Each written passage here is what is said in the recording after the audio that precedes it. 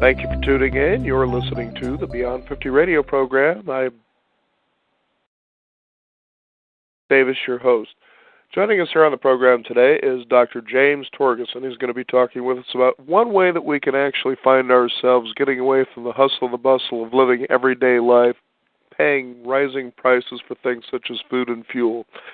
On the program today, we're going to be talking about what it is to be living in what is known as an intentional community. I'm kind of interested to find out what this is all about myself. And joining us here, as I said on the program, is Dr. James Torgeson, and we're going to talk about living in an intentional community. And I'd like to welcome to the program our guest, Dr. James Torgeson. And Dr. James Torgeson, thank you for joining us here on the program today.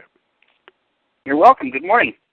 Now, an intentional community. I've heard about living in communities, these sustainable communities where people all just kind of share pretty much equal tasks and helping each other thrive and survive at the same time. Now, let's talk about what this is and when this all started. Well, it started probably millennia ago when it comes right down to it. An intentional community is a community that has a particular intent behind it. In other words, the Pilgrims, for example, at Plymouth, were trying to set up an intentional community where their intent was to live their religion the way they wanted and get away from the King of England and all that kind of stuff.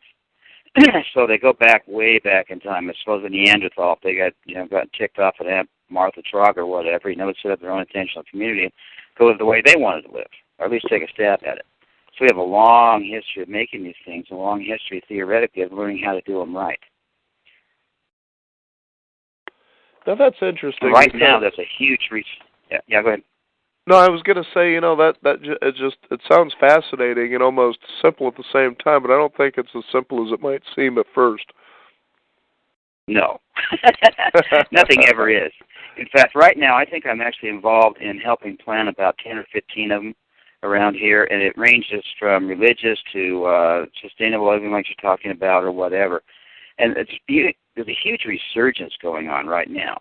And a lot of this is just because people are finally figuring out that cities are not a great place to live. They're dangerous. If things go down, they get even more dangerous. And your neighbors aren't the kind of neighbors you want to have. You don't have any control over that. And there's just a lot of reasons that people want to say, okay, I've had it. I'm going to set up one of my own and go someplace and do this. And most of them are small. Most of the intentional communities today range from maybe as small as 10 or 15 people. Smallest one I know of actually has 12 people in it. And they go up as high as about 200, and most of the experts say it's about as high as you can get and still maintain the original intent of the community. But the big key is how to set them up to begin with, what kind of rules and regulations, if you want to have any things like that. You mentioned sustainable, and that's a big issue right now. A lot of the communities are going out there and just saying, I don't want to pay a mortgage. I don't want to have utility bills. I don't want to have to go to work every day of my life. I want to get rid of one of the 3 cars that I've got at least and all that kind of stuff. So they're going with sustainable and saying, let's grow our own food, let's make our own power, let's collect our own water, and let's make that the focus for our intentional community.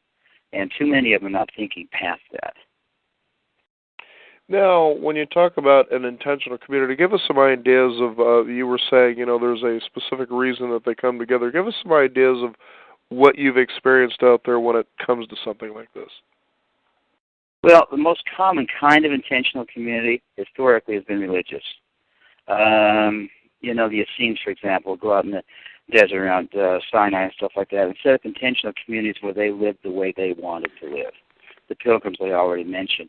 In Salt Lake City, where I live, was originally an intentional community set up by the LDS or Mormon pioneers. They wanted to get away from all the mobs and stuff and live their religion the way they wanted, and that was the intent. So most of them, even today, have a certain religious aspect to them. They might not be openly Christian or Jewish or Episcopalian or, whatever, but most of the people have a common enough background, at least they're talking from the same volume of pages to begin with. Mm-hmm.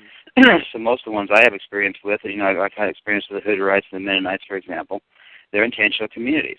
They're large, and they have lots of them around, but they're still the intent. They want a place where they can play and do what they want to do the way they want to do it. Technologically free for a lot of those. Then there are others, like a place called Crestone, Colorado, where they have intentional communities of small single ashrams that range all the way from incredibly technologically based, like the Japanese have done with theirs, to no technology of any kind. You don't even use metals. And that's just whatever people want to do.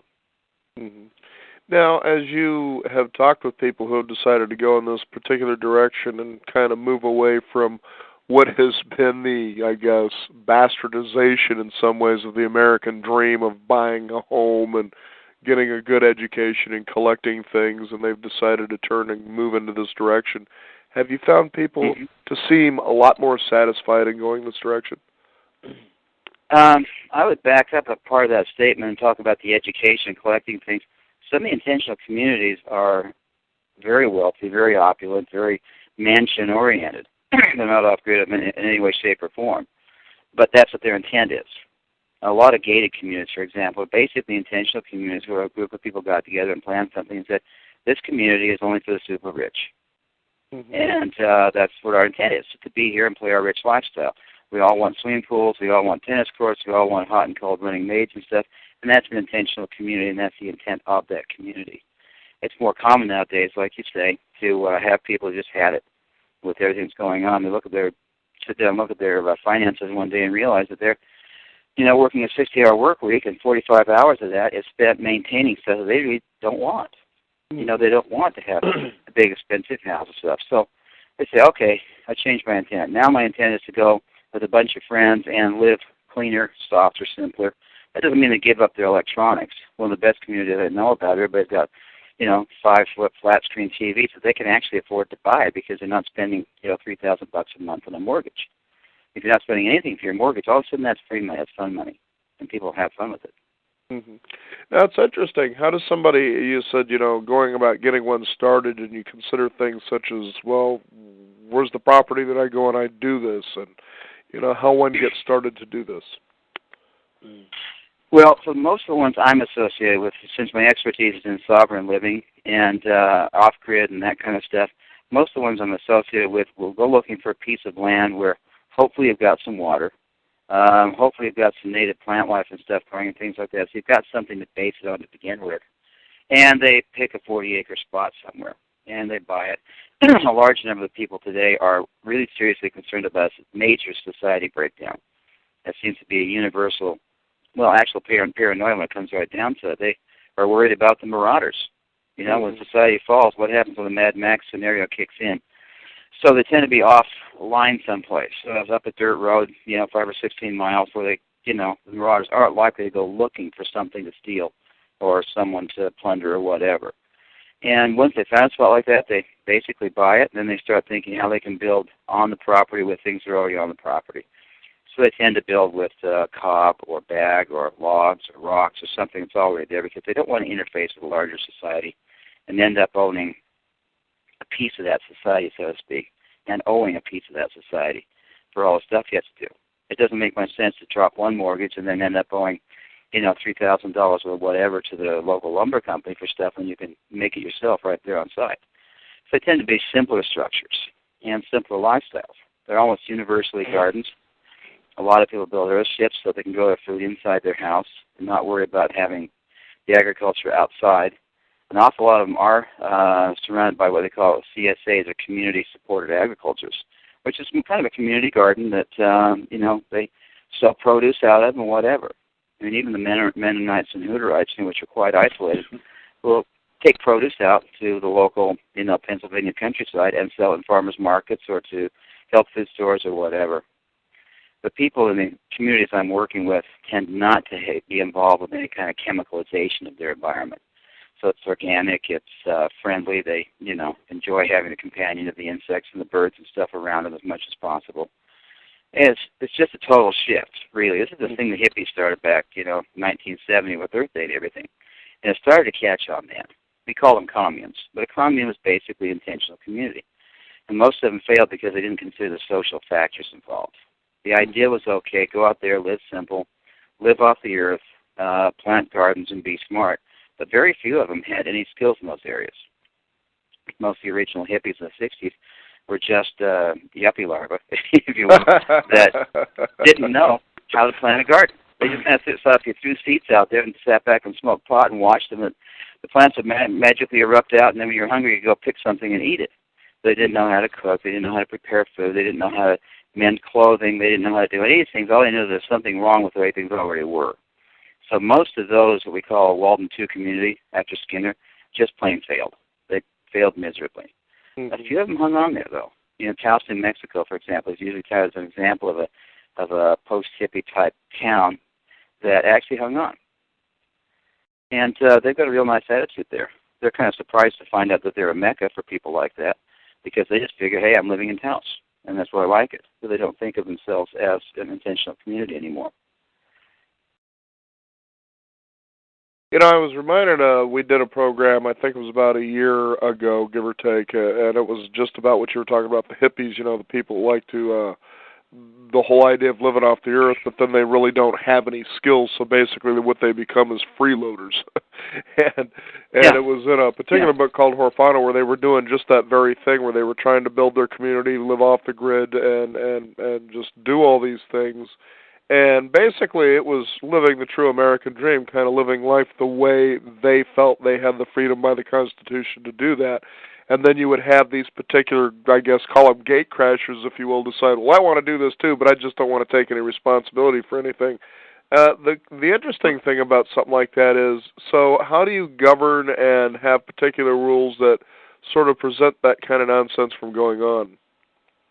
Well, that's the biggest issue, really. Everybody thinks they know what sustainability means. Everybody thinks they know how to build a victory garden. Everybody thinks they know how to build, an off-grid house. And if not, you can consult somebody. But the big issue that almost all of them come up with is, how do we design a structure that's not very structured and still works? And that's from a social point of view. So you have to ask questions, hard questions yourself. Just how much do you want to set up rules and regulations about? If you set up too many, then you have to, then it gets rigid, and that's what you're trying to get away from. If you don't set up enough, then people are wandering around naked and insulting your kids and smoking pot in the open or whatever you don't really want to happen, but you didn't think about it ahead of time. Right. And now you've got to be in a position of saying, well, gee, they're a member of the community. They have a voting right. How do we go about changing this when it's already in the system? So anticipation is a huge part of this package, and it's really, really difficult. It's probably impossible, actually, to anticipate all the problems that might show up. So there's some basic ground rules you have to set up. And we found out mostly that the verbiage is really important here. For example, if you want to have families there, we, instead of saying we want to have a Christian community and not invite any Buddhists or any homosexuals or any whatever, what you do is say, we want to have a family-friendly community, a thing where kids can wander from house to house and not see things that society at large would find offensive. Now, if your community is, the intent of your community is to be nudist, then that's part of the intent, and that's okay for the kids. But if the intent is not, and someone's walking around naked, then that's a problem. So you choose verbiage that makes sense and allows for the community at large to say, well, something's going on here. We need to have a community meeting about this issue. And you have something in the bylaws to fall back on and say, under this particular clause, it says we are not allowed to shoot the animals on the property. And you're out there, harassing the animals. We think that maybe that comes in the same clause and we want you to back off a bit or whatever. It's not easy. There are hundreds of intentional communities all over the United States, and they found lots and lots of different ways to subvert. And some of these have done a good job, and some of them have done a really bad job. Yeah, another one trying to pursue freedom, and then somebody decides, well, freedom means to me something different from you, and don't try to govern me with your rules. It's kind of silly right. Now, how that works. Some of them try to rule by consensus, which usually means everybody has to agree on something. And personally, I think that's the worst mistake you can make. Because that way, if one person says, well, I'm just really pissed off at so-and-so, I'm not going to vote on this at all. As long as I don't vote, nothing happens. The whole community becomes paralyzed. So we've decided that, supermajority, like a 2/3 majority, should be enough to carry the moment in something that's happening. And maybe for minor issues, the 51%, maybe having a governing committee to handle the day-to-day stuff. The guy with the backhoe shows up, and he wants to knock down a tree, and there's a rule about knocking down trees. If you have to call the entire community together, and some of them are on vacation, and some of them are, out in the field, and some of them are taking a nap or whatever, it paralyzes the community to do something. So having an executive committee that can act on its own on behalf of the community is always a good idea, too. Mm-hmm. It's too bad we have to learn how to govern ourselves all over again. As you have seen these communities, have you visited quite a few of these kinds of intentional communities? Yeah, I've been visiting them for probably 40 years now. 40 years. And, now, what are some of the most unique aspects when you see an intentional community be successful? Well, the successful ones are ones where people are not rigid. And if they are so they've rigid, got some flexibility, there's a gray area, so forth? Oh, yeah, absolutely. Okay. Now, like I say, I spent time with the Pennsylvania Dutch, some of those communities back there. And their lifestyle is very rigid within the community. And but they know exactly where the boundaries are. So you have a comfort zone there. It's nice to know. You know, if you wake up in the morning, you do your work, do this, and go home at night, that nothing's going to go wrong. You don't get harassed or anything else. But they also have this in-the-box flavor where it's hard to break out. If that's the way your religious society is set up, then that's fine. They get along just fine, and those are very stable communities. On the other hand, some of the stuff that we came out during the hippie era, and I consider myself a full-fledged hippie, we made some stupid mistakes. Mm-hmm. We thought that we could all get along with sexual freedom, for example, and forgot that human beings by nature are jealous. And that was a stupid mistake to make. So a lot of them broke up over just, you know, triads and quadrats and whatever, people sleeping around and stuff like that we thought originally we wouldn't have any problem with. No such thought. You know? And we also thought, well, if we plant the plants out there, everybody will feel his drive to be part of the community and go do some weeding. Well, you know, rot to ruck on that one. People really. Excited in the spring with look at any common American household, you'll see kids who don't want to do dishes, for instance. Exactly. You know, I want to eat, I just don't want to do the work it takes to do it. So. Sure. I call it the little red hen syndrome. Who wants to help me with this? Nobody, you know. Until all of a sudden there's something to be gained from it, then everybody wants to jump in and say, hey, it's too late. You know, I've got dishes sitting in the sink here at the house because I decided not to do them 3 days ago. And there are 2 adult kids in the family sitting here. And they're just piling up. And they're going to pile up until one of them decides, wait, this sucks. I haven't got a frying pan. That's because all 5 of them are in the sink, you know. And at some point, one of them will decide, well, this is terrible. You know what? I'm not a house elf. And a house, basically, is an intentional community. If you can't handle a household, how are you going to handle a handful of households? Right. Same kind of rules. So, you know, the kids have rules. You know, they're 18 and 19. They're adults. And basically, their mom said, hey, you told them Mark can give us a half hour a day. That's not much. You know, Torg and I work 18 hours a day. You give us a half hour a day, and we'll call it good. You know, anything over a half hour will actually pay you $10 an hour to do stuff you should be doing anyway.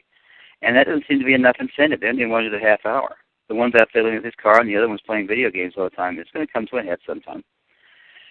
But, you know, the same thing happens in a larger community. If no one wants to clean up the sewers don't get cleaned out unless you incentivize it. And that's the second side.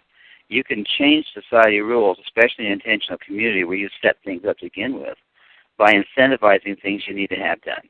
And if you want to have the weeding done, maybe that's worth twice as many credits. And most communities have some kind of a credit rule. Let's say if you want to be a member of the community, you agree to work so many hours per week or provide the equivalent amount of building material per week or provide the equivalent amount of money per week or something that amounts to the same thing. And if nobody wants to clean sewers, then maybe you make that credit per hour worth 1.3 normal credits or something. If you're familiar with the book Walden 2, written by B.F. Skinner, who's the one that did all the, you know, the chicken pecking boxes and stuff like that. He raised his daughter in a behavioral box, and she turned out fairly normal. But he in Walden 2 would incentivize things.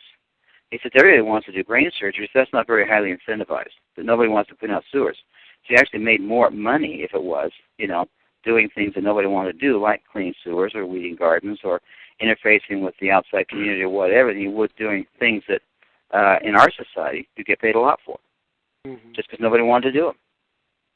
And they kept on incentivizing things like that until the whole society stabilized. And there's a certain amount to be said for that. It looks dumb from our point of view. You know, why should you pay a ditch digger 10 times what you pay a surgeon? That's because nobody wants to dig ditches. But they have to be done. It's interesting how you place value on particular things and decide what it is, and you never think about it until I guess call it the problem arises. And most of the communities that are successful don't place values like that until they sit down for a community meeting every 2 weeks or so in the formative stages. Right now, some of the communities I'm working with actually sit down every other day, or, you know, at least on the phone and say, okay, this is kind of an issue so-and-so doesn't want to see this.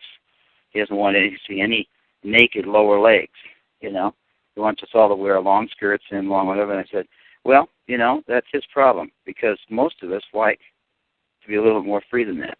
And we're not a society. We're going to wear bonnets and long shirts and long this stuff. If he even wants that, he can find them somewhere else.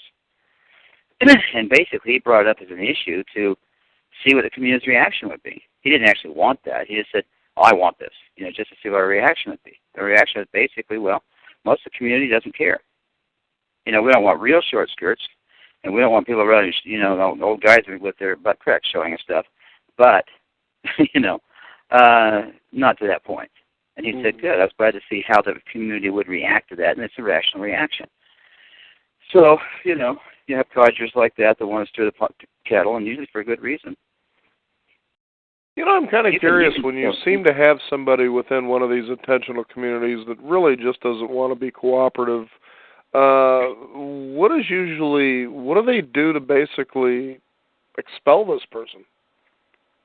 Well, one of the simplest ways to take care of the situation is to make sure it's written in the bylaws originally that if you want to subtract things from the community for your own benefit, that you have to add an equivalent amount. Mm-hmm. And if someone doesn't contribute, they simply don't have credit. They can't buy anything at the store. They can't pull anything out of the garden. They can't even interact. There's an old Quaker thing called shunning that works incredibly well. It's amazing how much social interaction even the hermits really want. So some guy comes in the store and tries to buy something, and no one pays any attention to him at all. They act like he's not even there and stuff. It really hurts. You don't have to hit somebody. You don't have to lock somebody up. You just have to ignore them, pretend like there's vacant space in the ground. And it's almost always incredibly effective. They'll go through what they call an extinction burst, so they make real loud noises and bang on things and throw stuff. And if you can manage to work through that period, it's like a kid having a tantrum. I will too do such and such. And being older doesn't mean that we're immune to tantrums. Mm-hmm. So that's the most effective method. What I found most is just by shunning. Mm-hmm. You don't interact until you prove that that you're worth it. And it worked on my teenagers. If it worked on them, it'll work on anybody. I've raised 7 teenagers now, so if that diverse a group can say, well, if I want to talk to Dad, he simply won't talk to me at all until I do my dishes or do the lawn or finish my homework or get A's or whatever, and all the other kids are being interacted with. This sucks. Mm-hmm. And they figure it out. Mm-hmm. You don't have to be any more aggressive than that.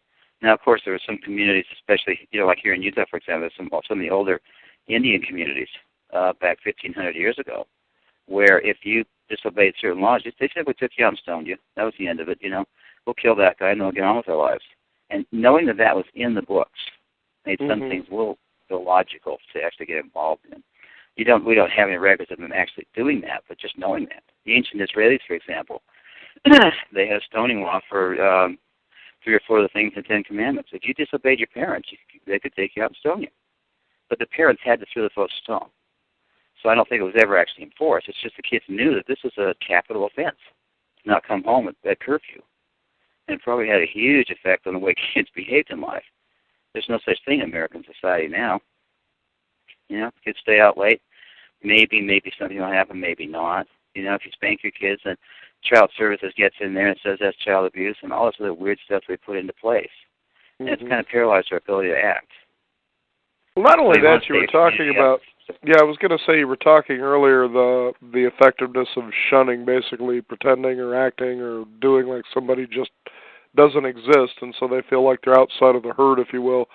But it seems this day and age that that's something you really can't do with teenagers anymore because they have their cell phones, they've got computers, they've got all this stuff that they can distract themselves with. They can almost care less whether you exist or not, just as long as dinner gets cooked. And I wondered how effective something like that could actually be if it was implementable in the way a technological society is. Yeah, within the society it's a little bit more difficult, but in this household, for example, if I wanted to make sure that Alex was getting off his computer and stuff like that, my dad would actually come around and he would say, okay, you got 10 more minutes on the thing. If you're there 11 minutes, I cut the cord off. Mm-hmm. And he'd come out and just cut the plug off the cord and say, that's it. You can't interact until you finish what you're doing. Mm-hmm. And then make the kid go out and buy the new plug and put it back on again. Mhm. So there are ways to make sure they don't interact. You know, even an iPod doesn't last forever. Mhm. So, you know, what you do is you prevent them from interacting with the larger picture. And you Ah. have to stand your ground. Mhm. So if they want to pout, they want to sit in the room, and there's no cell phone or no computer to reach to the outside world, then they're going to get awfully bored awfully fast. Mhm. I've Mhm. got a friend whose daughter's going through that right now. She went from this beautifully, you know, interactive, hug everybody, smiling, intelligent, bright, you know, write poetry and do pictures on the wall, to this sullen teenager almost overnight. Just caught us all totally off guard. But now she won't say hi, she won't do this, she won't do that, she won't do something else. And her mom's a single mom, incredibly frustrated because she doesn't know what to do about it. You know, her son that went just before that wasn't like that at all. So she's just like, what do I do? I said, well, you know, you got a whole level of things you can do and a whole level of things you can't do. And society has a bunch of this stuff. You know, she threatens to punish her. That she's, you know, the girl just said, I'll call social services and tell them you're beating me every day. And unfortunately, there's a little bit of truth to that. But, you know, parenting changes over time. And the way parenting works, doesn't work, changes over time. Like you say, you know, if the kids are isolated already, isolating doesn't hurt them at all. If I ever close Alex's door and say, you have to stay in there, he'd say, well, I'm in here anyway. I'm in here. I mean, he plays video games 80 hours a week. And we're getting seriously worried about it. We thought maybe it's just a phase. Well, it's a phase that lasted a year and a half, and that's too long. So we're looking at options, you know. He's 19, so you can't just say, well, you can't do this and can't do that because he's an adult. But on the other hand, he's in the household, and she's being his mom. She doesn't want to say, well, you have to do this or I'll kick you out. She's not going to do that, and he knows that. So, I mean, what options do you have left?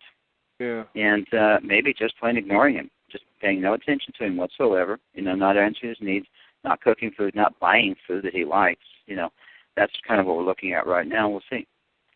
I don't know. If I had a lot of answers, I'd write a kid's, you know, training book like Safe Kid or something like that. You know, make $1 million and put it into intentional community someplace. But, you know, Spock didn't have all the answers, and nobody else has either. So. Mhm. You know, now I'm wondering how people can find out, you know, if they say, you know, this kind of sounds interesting to me and I'd like to explore this a little further. Is there a website they can go to and find out more about what intentional communities are and how they can get involved? Yeah, the best website I've seen is actually one that's run by the whole network of intentional communities, and there are hundreds of them in the database. And they range from hunting lodges to religious retreats to whatever. And it's just called IC.org. That's for intentionalcommunities.org. And they have a magazine that comes out every month. They have a catalog. They have them all listed. I was amazed to find out there were like 5 or 6 intentional communities in Salt Lake City listed. And most of them are just small neighborhoods that I was already aware of, so I didn't realize they listed themselves as intentional communities, just a cul-de-sac with 10 houses in it. But that's how they said it was listed. They have their own covenants and stuff like that, and they basically stay away from larger society. Now, I was aware of a few of the post-polygamy type, you know, ex-Mormon things going on around. Everybody knows about those because they're really obvious. They just take a bunch of houses and ring them and say, this is our enclave, stay out. But I was surprised to find some of the other neighborhoods around here that I was actually, you know, used to deliver papers to and consider themselves that. So it's fascinating. And there are contact things. If you're interested in joining into one, they'll send out questionnaires. And you can tell by the way the questionnaires are worded whether or not you'd be interested or not. Mm-hmm. And most of them have gotten away from the, you know, the whole hippie, what people consider classic hippie stuff of, you know, free sex and free drugs and things like that. I was just working in an intentional community a few minutes ago, and I have 12 people in it. It's basically 3 houses that took down all their fences between the yards and are co-parenting the kids. And it's very simple. They all have real compatible goals. The kids are all, you know, being homeschooled about the same way and everything, and they get along famously well. Mm-hmm. So it works if you do the right things. Well, I think that's the most important thing for anything. If you just do the right things and that you're that you're in cooperation with each other. And I'd like to thank you for being with us here on the program today to talk about this intentional community thing that's been surfacing more and more lately. And it sounds very, very encouraging. It is. I'd like to encourage everybody to take out and take a look at it. You don't have to drop your job. Just find a community that meets your needs close by, and you know, make your shifts. It makes your off-hour work a lot easier. If you have friends and family that are compatible with next door. Most of us don't even know our neighbors anymore. Mm-hmm. Ask somebody what the name of your neighbor 2 houses down is, and most people just plain don't know. Mm-hmm. And that's a real shame because it used to be we'd know everybody in the extended community, and we've lost that. this is the way to get it back. Well, Dr. James Torgerson, thank you for joining us here on the Beyond 50 radio program. It's been a pleasure. Thank you, sir. You Catch bet. you next time. You bet. So there you go, the opportunity, intentional community living, ICCommunity.com. I'd like to thank you for tuning in. You've been listening to the Beyond 50 radio program. I also want to thank one of our following sponsors for helping support our program, and that is ZRT Laboratory. If you're suffering from hot flashes, foggy thinking, sudden weight gain, low libido, mood swings, and other effects of aging, ZRT Laboratory, the forerunner in hormone testing, is your first step toward ending troublesome symptoms. Simply visit them online at www.zrtlab.com to find out how their home collection kits can help detect and correct hidden hormone imbalances. Let testing be your guide towards symptom relief and life changes that begin with you. Be sure that you follow a physician's recommendation. I'm Daniel Davis. Thank you for tuning in. You've been listening to the Beyond 50 radio program. Be sure to visit us at our website at beyond.com and sign up for our free weekly e-newsletter. Thank you for tuning in again. Remember, live your day past halfway.